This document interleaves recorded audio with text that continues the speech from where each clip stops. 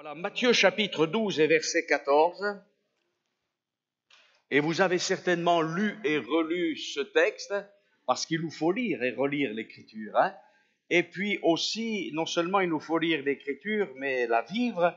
Et je le crois, beaucoup ont déjà vécu une partie de ce texte, ou peut-être même l'intégralité de ce que nous allons lire, en ce qui concerne la restauration. Mais nous allons le relire et méditer sur ce texte. Matthieu 12, verset 14. Les pharisiens sortirent et ils se consultèrent sur les moyens de le faire périr. Mais Jésus, l'ayant su, s'éloigna de ce lieu. Une grande foule le suivit, il guérit tous les malades. Et il leur recommanda sévèrement de ne pas le faire connaître, afin que s'accomplisse ce qui avait été annoncé par Ésaïe le prophète. Voici mon serviteur que j'ai choisi, mon bien-aimé en qui mon âme a pris plaisir. Je mettrai mon esprit sur lui. Il annoncera la justice aux nations. Il ne contestera point, il ne criera point, et personne n'entendra sa voix dans les rues. Il ne brisera point le roseau cassé. Il n'éteindra point le lumignon qui fume, jusqu'à ce qu'il ait fait triompher la justice, et les nations espéreront en son nom. Amen. Non pas les individus espéreront en son nom, ça c'est notre temps, mais les nations espéreront en son nom, parce que le salut va grandissant. Vous le croyez ? On va vers des choses meilleures. Et pourtant, si on regarde, on va aussi vers des choses de moins en moins bonnes. Parce que l'homme et la femme, les enfants, les vieillards, qu'importe, tous s'enfoncent de plus en plus, semble-t-il, dans le péché. Mais il y a aussi l'œuvre de Dieu qui se fait dans les cœurs et les consciences. Et il y a aussi des milliers d'hommes et de femmes qui rencontrent Jésus-Christ comme leur sauveur personnel. Amen. Et il nous faut continuer à prier pour l'évangélisation, pour qu'on puisse garder ce témoignage personnel, mais aussi la prédication de l'évangile, afin qu'une multitude encore puisse être gagnée à la cause de Christ et soit sauvée. Il y a une progression, si on voit le départ de la bonne nouvelle. Vous savez que la bonne nouvelle a été d'abord annoncée à Abraham. C'est un vieillard qui est là, nomade, qui n'a pas de territoire. Il a certes quelques richesses que Dieu lui a données, qui sont magnifiques, mais personne n'aurait, voilà, excusez-moi l'expression, parié sur lui pour que l'œuvre de Dieu se fasse. Et pourtant, voilà. Et quand on regarde l'histoire chaotique d'Israël parfois, et aussi, reconnaissons-le, l'histoire chaotique de l'Église et du christianisme, qui n'est pas forcément meilleure, néanmoins, alléluia, Dieu agit. Et il ne faut pas regarder que ce qui ne va pas, mais il faut regarder ce qui va. Amen. Non pas, comme certains disent, il y a le verre à moitié plein, moitié vide. Non, ça c'est de la psychologie, bon, c'est bien, mais le positivisme, ça ne sert pas à grand-chose. La foi, oui. La foi en Jésus-Christ, c'est autre chose. Et de croire qu'il y a une multitude de choses qu'on ne voit pas. Alléluia. Mais qui se font dans le secret. Et c'est ça la période de l'Église. Parce que Dieu travaille d'abord dans les cœurs. Amen. Dieu sauve des milliers. J'écoutais récemment des informations et dans ce pays d'Iran, tellement opposé par ses responsables à tout ce qui vient de l'Occident, tout ce qui vient de l'Évangile et aussi du peuple juif, il y a des milliers d'hommes et de femmes qui se convertissent. Amen. Parce que Dieu n'est pas limité, le Saint-Esprit n'a pas de frontières. Amen. Et c'est terrible parce que dans ce texte, on voit que Jésus a des opposants. Et des opposants, il y en a eu de toutes sortes. Il nous est dit, les pharisiens sortirent et se consultèrent sur les moyens de le faire périr. Mais il n'y a pas eu que les pharisiens, il y a eu des bons pharisiens aussi, des pharisiens qui ont cru au Seigneur Jésus. Et puis il y en avait d'autres qui n'ont pas cru. Et puis les grands prêtres, les anciens, les scribes, une partie de la foule, des zélotes, toutes sortes d'individus qui n'ont pas cru, eh bien, au message de Jésus. Et non seulement ils n'ont pas cru au message de Jésus, mais certains se sont opposés au message de Jésus. Et là, l'opposition va loin parce qu'ils se consultent pour le faire mourir. Voilà. Ils raisonnent avec leurs éléments religieux, ils raisonnent avec leurs éléments culturels, avec leurs habitudes, avec ce qui leur fait plaisir, et ils sont comme aveuglés par la nature de Jésus. Et ce qui est terrible, c'est bien que Jésus ait des paroles bien, non seulement excellentes parce que c'est les paroles du Père, mais il fait des œuvres à nul autre semblable. Malgré ses paroles extraordinaires, malgré ses œuvres glorieuses et positives, eh bien, une partie de ces hommes d'Israël vont s'opposer à Dieu. Et c'est toujours pareil aujourd'hui. Ça n'a pas changé. Bien sûr, Jésus n'est pas au milieu de nous, mais s'il était au milieu de nous, dans notre société, on le crucifierait à nouveau. On le condamnerait à mort. Alors aujourd'hui, on ne condamne plus Jésus à mort parce que on dit c'est une histoire. Est-ce qu'elle est vraie, est-ce qu'elle n'est pas vraie? Elle a peut-être été inventée, modifiée. Mais on persécute ses enfants. On méprise, on se moque de tout ce qui vient de l'Évangile. Mais, il y a des preuves irréfutables de la vérité de l'Évangile, de la nature même de Christ et de sa mission, c'est que des millions d'hommes et de femmes ont été complètement changés par le message de l'Évangile, par Jésus et par la puissance du Saint-Esprit. Amen. Et ça, c'est un fait. Et un fait, c'est indéverrouillable. Amen. Dans cette société où on doute de tout. Et l'Écriture, donc, nous dit ceci: les pharisiens sortirent et se consultèrent sur les moyens de faire périr, mais Jésus, l'ayant su, non pas parce qu'il avait peur, mais s'est éloigné de ce lieu parce que son heure n'était pas encore venue. Il fallait qu'il évangélise, il fallait qu'il apporte la bonne nouvelle, il fallait qu'il proclame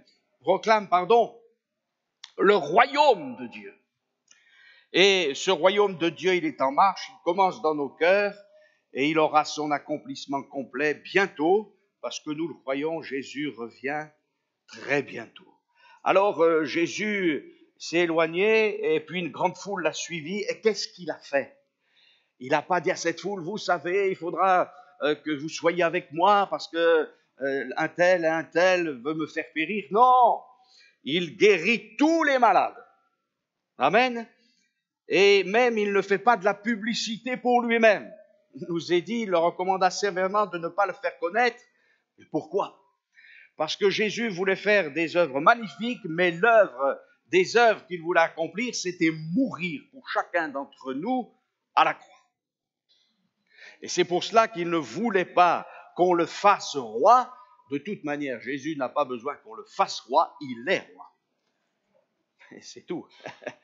Il est le roi des rois et le Seigneur des seigneurs.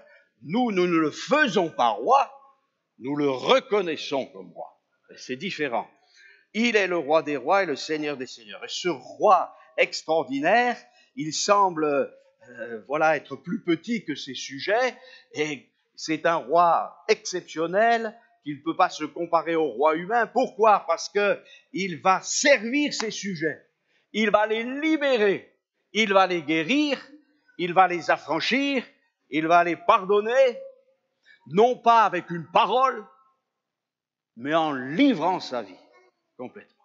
Et ça, c'est l'amour de Dieu manifesté en Jésus-Christ. Alors ce matin, notre cœur doit être rempli de joie, mais vraiment de joie, vu la mission de Jésus sur cette terre qui continue au travers de nos modestes vies.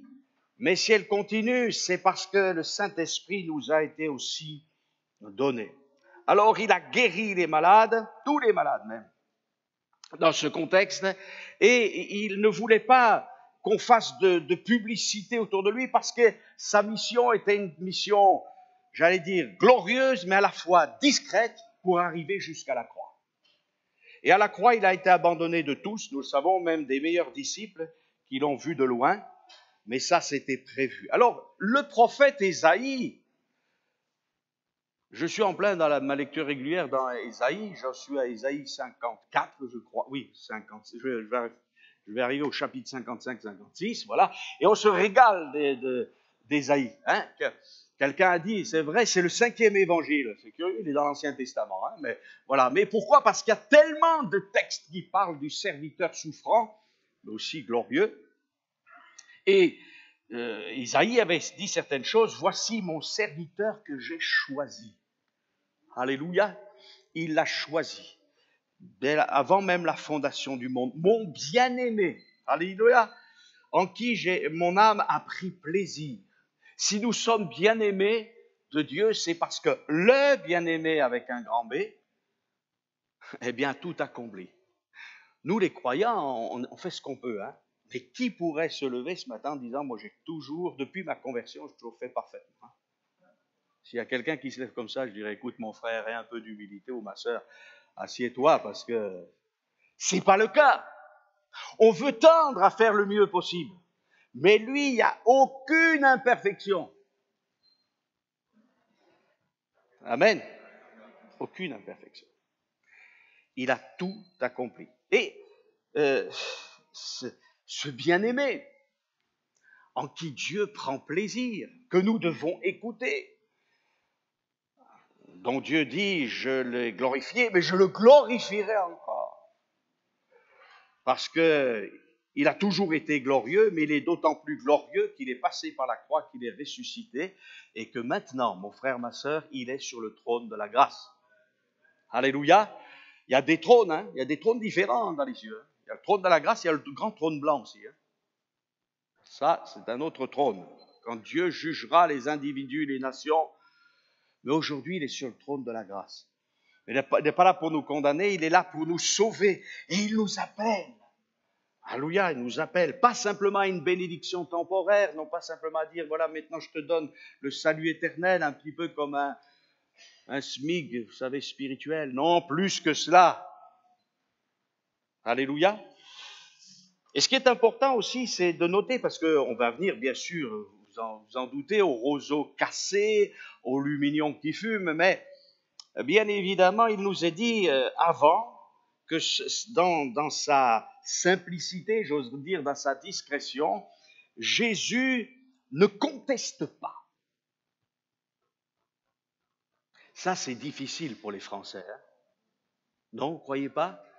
Remarquez que pas que pour les Français, mais on est quand même, les êtres humains, une nature à contester. Voilà. Et il ne faut pas que nous, en tant que croyants, on conteste l'Écriture. Je vais me dire, mes frères, on n'a jamais fait ça. Oui et non. Parce que des fois, on s'oppose pas, comment dirais-je, on ne conteste pas les Écritures, mais on conteste ceux qui nous expliquent les Écritures. Et qui disent des vérités. Vous voyez? Il faut faire attention. Parce que il ne faut pas, comme on dit, jouer au billard parfois. Hein? Voilà, je touche ça, et indirectement, on ne se rend pas compte qu'on remet en question ce que Dieu a dit. Ça, c'est important. Et la contestation, c'est notre monde. Quand on regarde les informations, tous les colloques qui sont faits à la radio, à la télévision, qu'est-ce qu'on fait? On conteste, on crie, et on finit même par revendiquer dans les rues. Alors on dit, ça c'est la liberté. On a la liberté de contester, on a la liberté de crier, on a la liberté de descendre dans les rues. Oui, on le fait, et il y a des bonnes causes pour lesquelles parfois c'est fait, et aussi des mauvaises causes. Cela n'est pas mon propos, mais il faut reconnaître que malgré les contestations, malgré les cris, malgré parfois les descentes dans les rues, rien ne change. Et Jésus n'était pas venu pour faire une révolution politique, culturelle, voire même religieuse. Il était venu pour régler le problème numéro 1 de l'humanité. Et le problème numéro un de l'humanité, c'est pas que, voilà, on n'a pas assez de ceci, de cela, c'est le péché, le problème de l'humanité. C'est le péché. C'est le péché qui détruit l'individu. C'est le péché qui détruit le bonheur du foyer. C'est le péché qui détruit le psychisme, le mental des hommes. C'est le péché qui nous entraîne à la mort, à la détresse, à l'angoisse. C'est le péché qui nous amène à être cassés. C'est le péché qui nous amène à être comme un lumignon qui fume et qui s'éteint, qui est destiné à s'éteindre. Mais, alléluia, Jésus n'est pas venu pour faire des discours politiques, pas venu pour faire des discours religieux, mais il était venu pour donner sa vie. Amen. Et il a réussi sa mission à 100%. Le Dieu saint, le Dieu jaloux, et dans la nature de Dieu c'est une qualité, aurait pu être indifférent et nous laisser à la mort pour l'éternité. Mais il nous a aimés. Alléluia. Et là, il y a ce texte où il nous dit que ce serviteur, eh bien, parce qu'il est particulier, ce serviteur, il ne conteste pas, il ne crie pas, il n'entend pas sa voix dans les rues. Mais pourquoi? Parce que l'Esprit de Dieu est sur lui. Amen.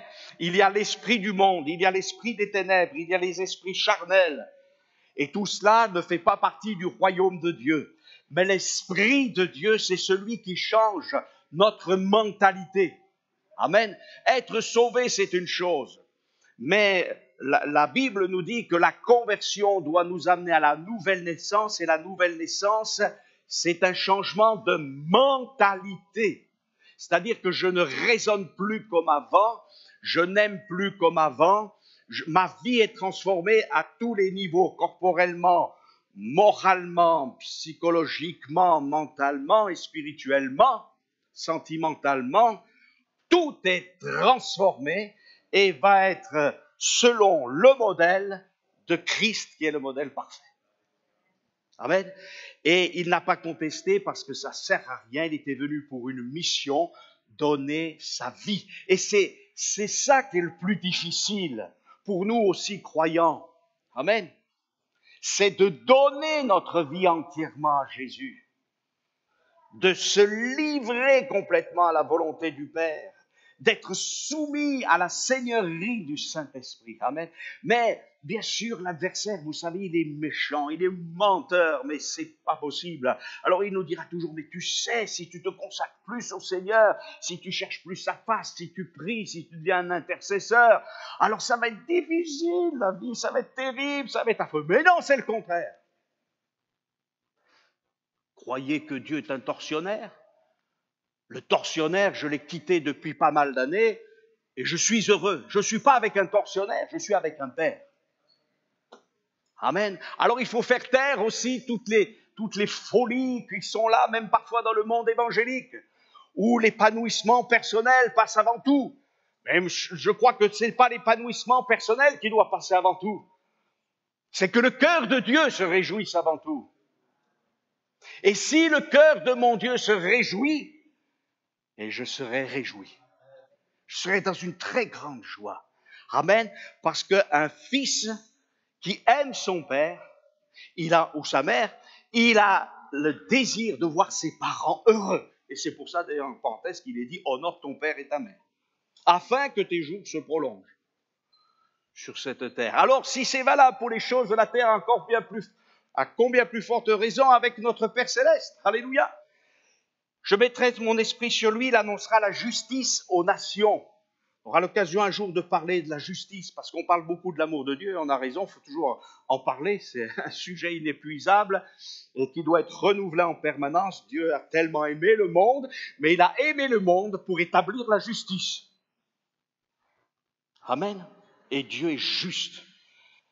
Nous étions injustes, mais il nous a revêtus de sa justice. Alléluia, Dieu, le Père, nous voit au travers du sang de Jésus, au travers de l'œuvre de Jésus.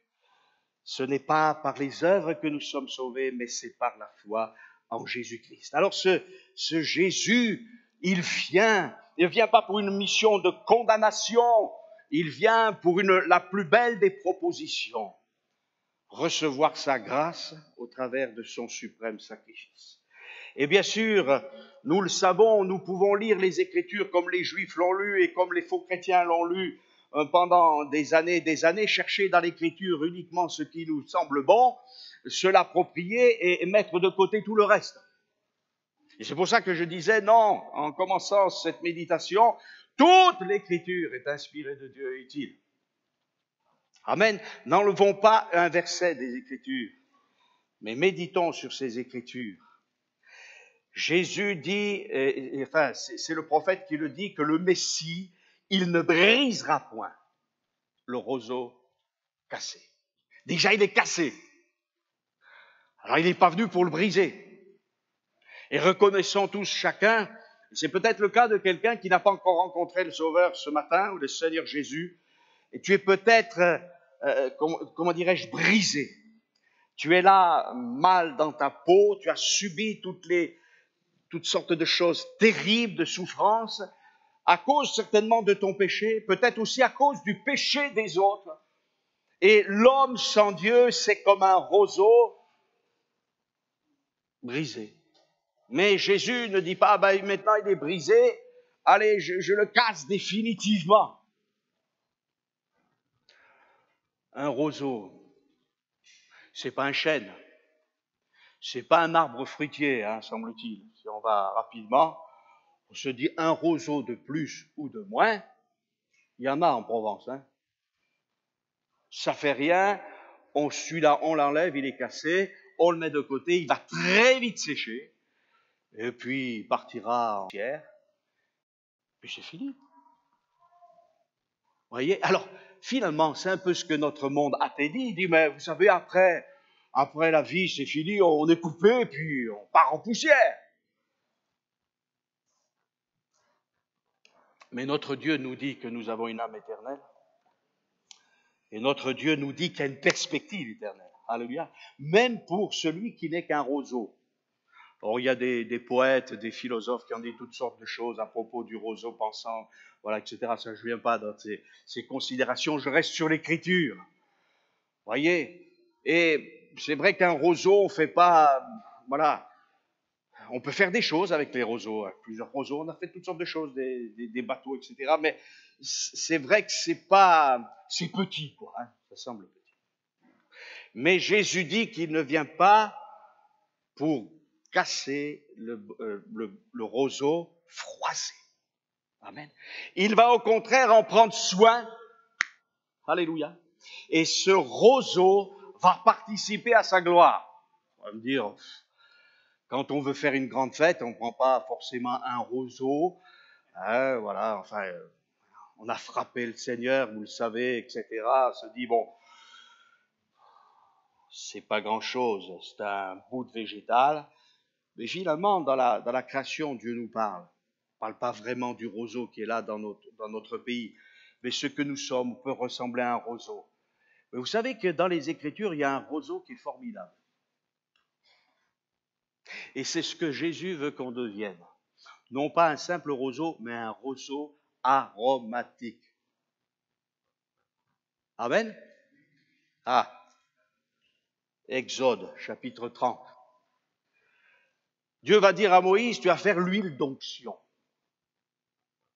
Important pour les grands prêtres. Prends des meilleurs aromates, 500 cycles de myrrhe, et celle qui coule d'elle-même, la moitié, soit 250 cycles de cinnamome aromatique, 250 cycles de roseau aromatique.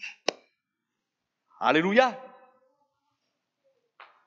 Le Cantique des Cantiques nous dit que la fiancée, alléluia, eh bien, elle vient avec le nard et le safran, le roseau aromatique, le cinnamome.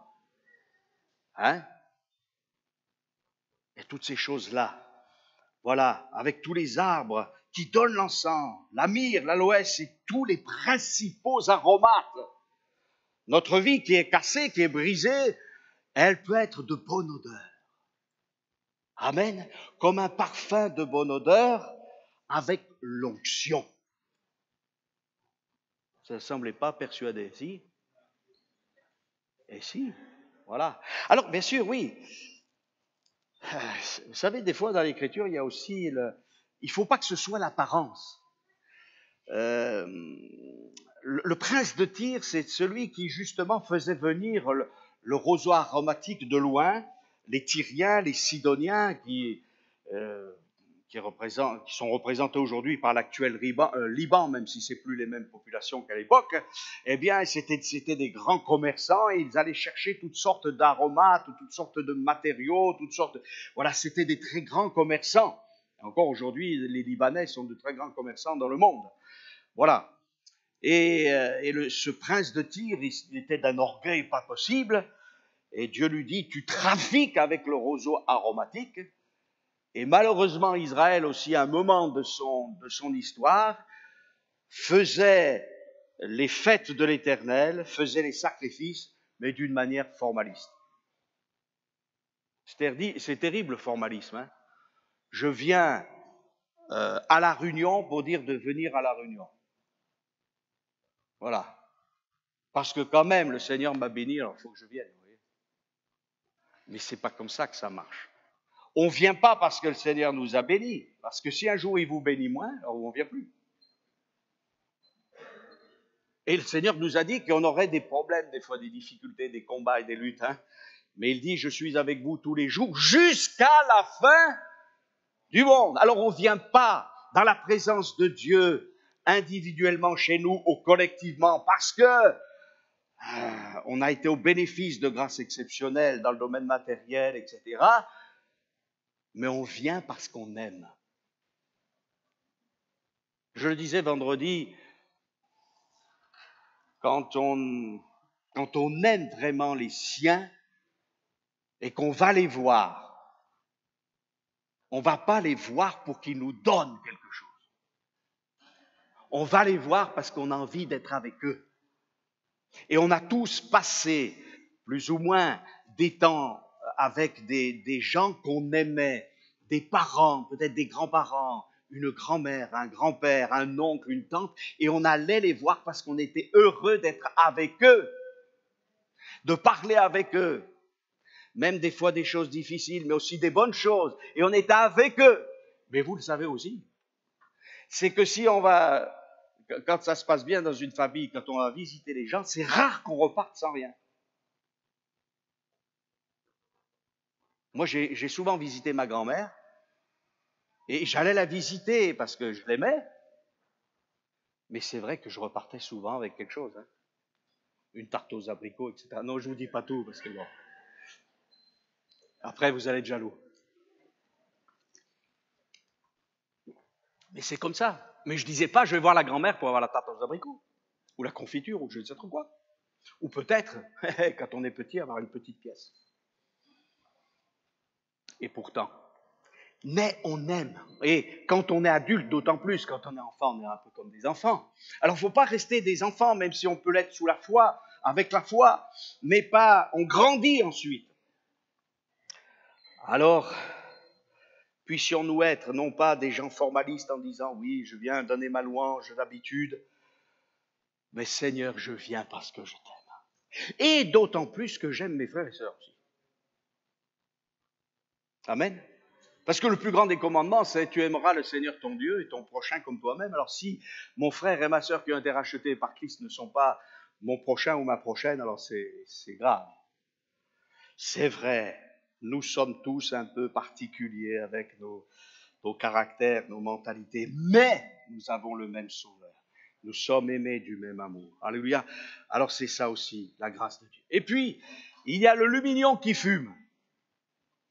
Et le lumignon qui fume, ça aussi, c'est, je sais pas, ça nous est peut-être tous arrivé, une bougie qui fume et puis qui, voilà, alors ça va faire de la fumée et puis ça, voilà, c'est pas très agréable au bout du compte. Hein. On préfère une belle flamme. D'abord parce que le but du lumignon, c'est d'éclairer. Faut pas l'oublier. Et l'Écriture nous dit que le Messie, il ne brisera pas ne cassera pas le roseau brisé et il n'éteindra pas le lumignon qui fume. Et vous savez, parfois, il y a sur une bougie ou sur une lampe à huile, il y a la mèche et puis il y a juste, voilà, ça fume et c'est encore un petit peu rouge, hein, voilà, plus grand-chose. Alors là, qu'est-ce qu'il faut faire? Il y a peut-être deux problèmes, hein. Il n'y a plus d'huile et il n'y a plus d'air. Et il faut les deux. On nous apprend, je ne vais pas vous faire un cours de chimie ou de physique, hein, mais que pour qu'il y ait combustion, il faut qu'il y ait le carburant et le comburant. C'est-à-dire qu'il faut qu'il y ait l'essence ou l'huile et il faut qu'il y ait de l'oxygène. Il en est de même pour notre vie chrétienne. Et il nous faut de l'huile. Vous savez que les vierges folles ont méprisé l'huile, elles n'avaient pas de réserve d'huile. Mon frère, ma sœur fait des réserves d'huile en imbibant des promesses de l'Écriture, des prophéties de l'Écriture. C'est-à-dire, frère, vous êtes toujours en train de parler des promesses et aussi en plus des prophéties. Moi, les promesses, ça va, mais les prophéties, peut-être un peu moins, mais c'est lié, mes frères et sœurs. Il y a des prophéties qui vont être difficiles à vivre, mais des prophéties glorieuses. Et l'un va avec l'autre, mais le Seigneur Jésus est avec nous. Alors il faut de l'huile. Amen. Et de l'huile en abondance. Et cette huile, je vais la trouver auprès de qui? Je vais la trouver auprès de celui qui a l'Esprit de Dieu sur lui et qui n'a pas l'Esprit avec mesure. Celui qui baptise dans le Saint-Esprit. D'où la nécessité tous les jours de faire des réserves. Alléluia. Et une lampe, par définition, elle a besoin régulièrement, si on veut qu'elle continue à éclairer, une lampe à huile, bien évidemment, elle a besoin d'huile. Voilà. Aujourd'hui, il y a des appareils, regardez, j'ai cette tablette, mais si au bout d'un moment, je ne la recharge pas, hein, il n'y aura rien. Et il faut recharger, avoir de l'huile, pas n'importe quelle huile, pas du gras de substitution, mais l'huile qui vient du Messie. Amen. C'est Jésus qui baptise dans le Saint-Esprit. Jean-Baptiste l'a dit. Et Jésus a insisté pour que nous soyons baptisés du Saint-Esprit. Alors il faut rechercher, Seigneur, je veux être rempli du Saint-Esprit. Je veux être aussi baptisé du Saint-Esprit. Je l'ai dit, si vous pouvez avoir de l'huile, mais si l'atmosphère est asphyxiée, s'il n'y a que du gaz carbonique autour de la lampe à huile, vous avez beau avoir la meilleure des huiles, ça ne fonctionnera pas. Et notre adversaire, le diable, cherche à nous asphyxier. Faire attention aussi à ce qu'on dit, à ce qu'on pense. Parce qu'il y a des ambiances d'asphyxie qui empêchent la vie de Dieu de se manifester. Alors parfois, il faut aussi confesser notre péché, nos limites, et dire, Seigneur, je ne veux pas me laisser asphyxier par les choses que je regarde, par les choses que j'entends, par toutes ces choses. Je veux que le souffle de Dieu passe. Amen. La Bible nous dit que Jésus a soufflé sur ses disciples. Voilà, il souffla, recevez le Saint-Esprit. Et quelque temps plus tard, alléluia, qu'est-ce qui s'est passé? Les lumignons qui fumaient, parce que Pierre, il avait fumé un peu là, c'était un lumignon qui fumait, hein. Le pauvre, on aurait fait comme lui, hein. On n'aurait pas fait mieux que lui. Celui qui est parti dans la plus totale nudité parce qu'il a eu peur qu'on l'embarque avec Jésus et qu'on le fasse mourir. Voilà, ils avaient pourtant brillé pendant un temps. Certains avaient brillé pendant un temps. Jésus avait envoyé ses 12 en mission. Ils avaient guéri les malades. Ils avaient chassé les démons. Alléluia. Ils avaient annoncé le royaume de Dieu. Il avait envoyé les 70. Et de ces 12, de ces 70, il y en a un qui va le livrer, certes, mais voilà, les 81 autres, que font-ils? Et tous ceux qu'il a guéris, qu'il a délivrés. Il est allé seul au calvaire. Seul au calvaire. Mais, alléluia, il savait qu'il allait embraser l'humanité. Amen. Et Jésus avait dit dans Luc chapitre 12, verset 49, « Je suis venu jeter un feu sur la terre, Et qu'ai-je à désirer s'il est déjà allumé? Il désirait ce feu. Bien sûr qu'il y a le feu de jugement qui viendra. Mais il y a aussi le feu répandu dans nos cœurs. Vous savez qu'après la résurrection, Jésus a commencé à mettre le feu à ses disciples. Amen. Le bon feu du Seigneur. Non pas le brasier du reniement comme Pierre.